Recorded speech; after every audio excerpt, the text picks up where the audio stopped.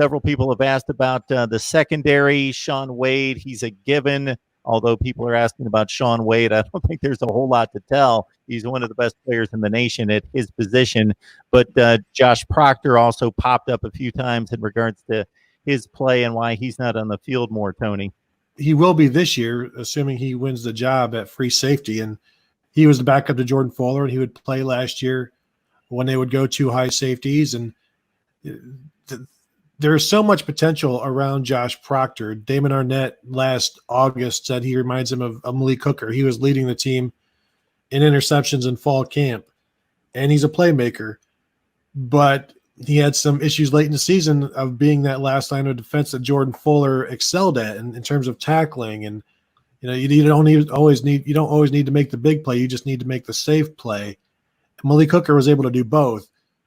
Josh Proctor, if he can't make the safe play, that one high safety look is not fit for a guy who's going to miss tackles.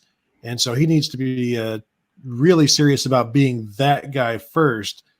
And then secondly, go ahead and make plays in the passing game, because if you're not stopping the run from that one high safety look or stopping that last line, then they can't play it or he can't play.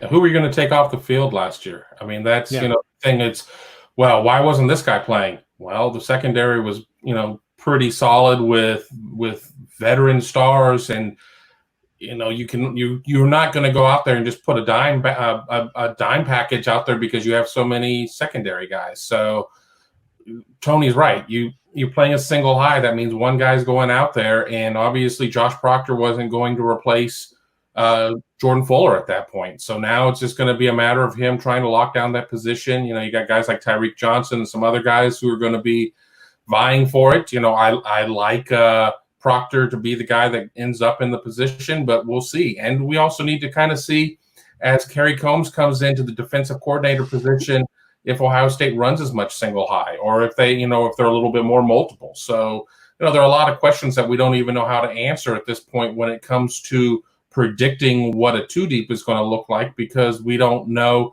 if structurally that's going to be three corners and a safety, or if that's going to be two corners and two safeties, or if it's going to be in such a state of flux that, we may as well just name 5 defensive back positions and just know that we're going to see them in various iterations.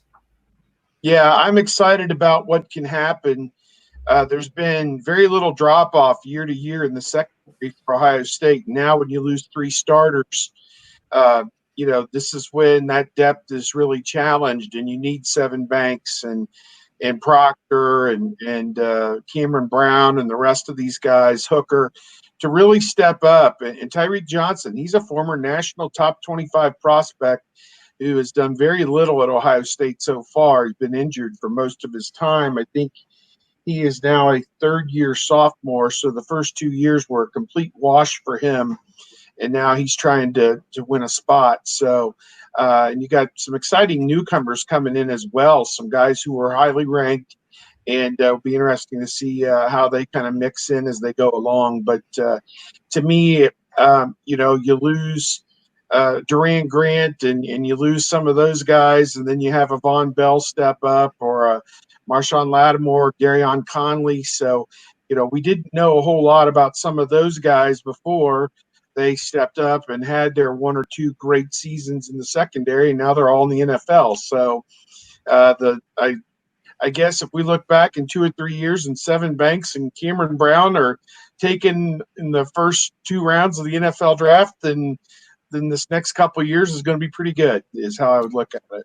Yeah, I think Banks and Brown will be fine because they're Ohio State cornerbacks and they've played. For me, so much of the season comes down to the free safety and that slot corner. Who is that? Who replaces Sean Wade in that position, and who replaces Jordan Fuller? Because we saw what happened last year when Sean Wade wasn't on the field. It was a completely different defense, and it wasn't nearly as good.